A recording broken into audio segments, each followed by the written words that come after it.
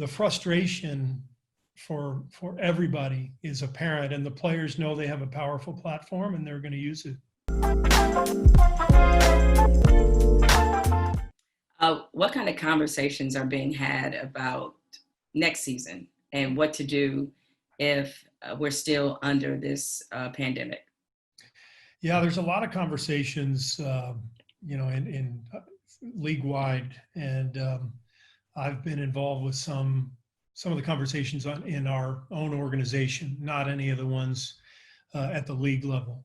But I know that everybody in the league is brainstorming about, how we can get fans in the building safely, because that's really the key to getting the business back on track. The fans basically represent the energy, the enthusiasm that comes with the game. It's what kind of provides the thrill that you get when you either go to a game or watch a game on TV. People don't forget that. Kids who watch games for the first time, one of the main things they feel is that energy that comes with the game. So it's crucial that we get that back from that standpoint, and then of course also for the revenue. I think half of our revenue comes from fans and the nightly gates around the league. So that's the big conversation is what can be done safely to try to accomplish that. And I know the league is looking into everything. Because we don't know what stage our country will be in, particularly since from a world and global standpoint, we've had one of the poorest pandemic responses. What are your thoughts on the NBA if they have to create a regular season kind of bubble? Well, I know just from speaking with my coaching colleagues and friends who were already in the current one, that it's not something that sounds appealing to anybody. And the league knows that. I mean, the players don't want to be away from their families for another chunk of months on end, and nobody wants that. But I think the league is aware that a lot of things are outside of their control, and so they have to plan for everything, and we'll see what that means. Yeah, but I'm sure, like, watching all the basketball, it reminds me of like an NCAA tournament kind of environment.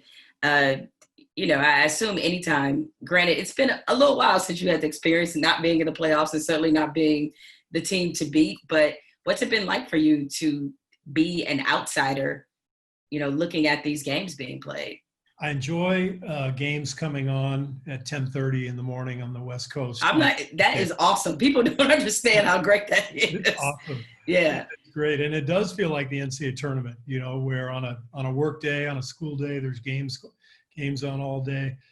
From that standpoint, it's been great. I do feel a level of jealousy that we're not there competing. I think it's, I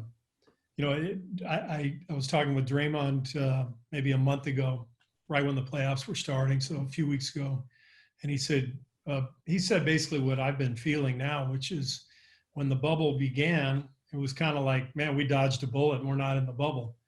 And then when the playoffs began, it's like, man, I wish I was there, So it's you miss the competition for sure, but you're also aware of the sacrifice that all those guys have made who were down there. Speaking of Draymond, I've had the pleasure of working with him on some TNT stuff. I flew to Atlanta, did the show called The Arena that had him, Chuck, hosted by Kerr, Champion, and myself. What do you think of Draymond, the TV analyst? He's a natural. He will be, whenever he wants, he'll be a network analyst, and he'll do it for as long as he wants. He's just really good. He knows the game. He's one of the smartest players I've ever been around, and he can talk. So it's a pretty good combination. Yeah, it's. I tell people, one of the reasons why Charles Barkley may be, as great of a player as Charles Barkley was, but I think at this point you could definitely make the case that his his career as an analyst has surpassed his playing career, which is very bizarre to say, considering we're talking about a former MVP, somebody who took a team to the finals, you know, a ton of other awards, Hall of Famer. Draymond's the first player I've seen that I say, that guy could be the next Charles Barkley.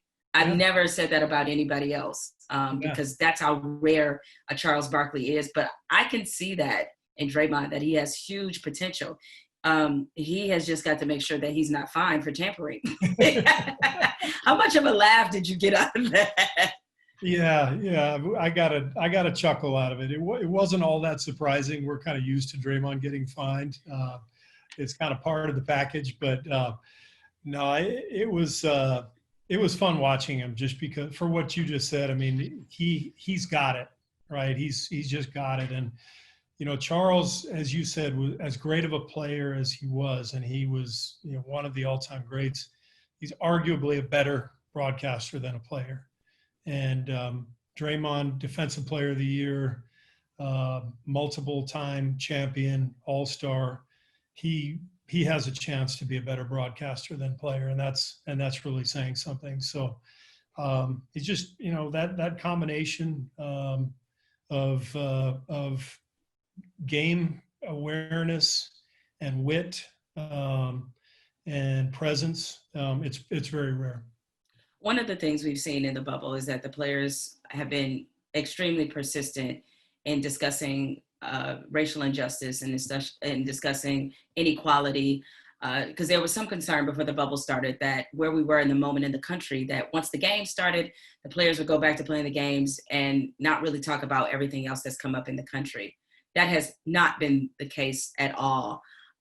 What are your thoughts about how the players have handled maintaining that conversation? And particularly as we're taping this podcast, where I've seen the comments that LeBron made about Jacob Blake, who was killed, unarmed Black man killed by the police in Kenosha, Wisconsin.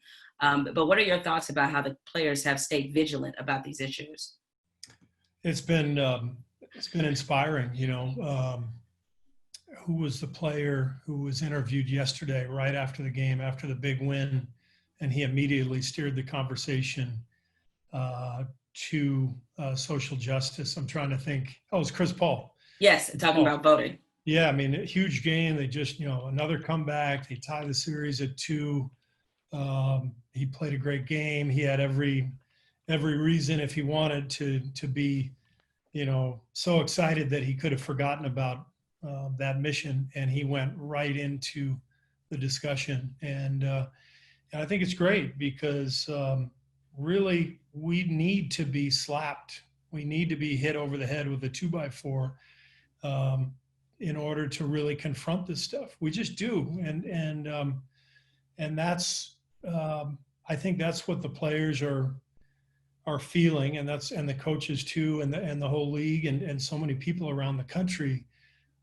That's why you see how many more written on some of the players' jerseys. You know, imagine what happened to Jacob Blake happening at any time in our nation's history.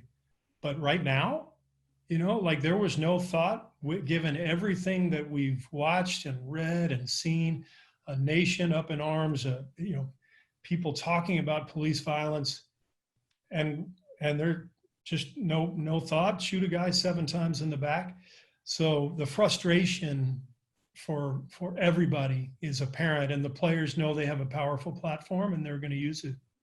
And let me correct myself. Jacob Blake is not dead. He did survive, but I did see a note before we started taping this that his father said that right now he's paralyzed. Yeah. And so hoping for the best for him. Yeah, I think there are people, because the ratings are down in the NBA, they're trying to make a causation there, that because the players are talking so much about social justice, that because it's in your face, that's turning viewers off who are NBA fans who just want, and I know this phrase all too well, who just want players to stick to sports. Right. What are your thoughts on that?